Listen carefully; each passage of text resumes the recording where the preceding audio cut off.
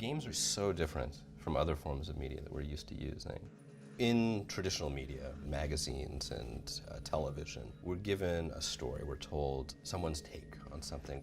So with a game, we turn that on its head, and instead of starting with the individual experience, we look at the system and how it kind of produces those experiences. Games are good for persuading people to see the world in a different way. So my question for you is, how can video games become the next persuasive medium for addressing complex social issues?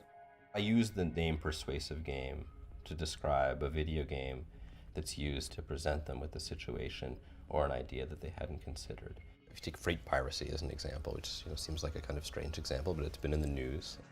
Somali piracy has generally been characterized as this kind of anarchistic disruption of global commerce, and we hear those stories in the news.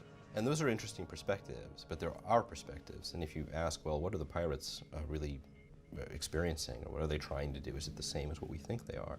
So Wired Magazine did this feature online as a game about the economics of piracy, and they tried to recast the subject not as one about politics, not as one about the personalities of conflict, but about the business of piracy itself. The player learns quickly that they must immediately identify the potential value of a vessel, and then they must work methodically to produce a modest ransom. Piracy becomes more like a business than like politics. Seeing the subject of piracy from the pirate's perspective, but then also from the perspective of like the balance sheet, rather than the perspective of the captor or global trade, gives us a new perspective on the issue, and helps us see something about it that we wouldn't necessarily see from a news story by experiencing it ourselves.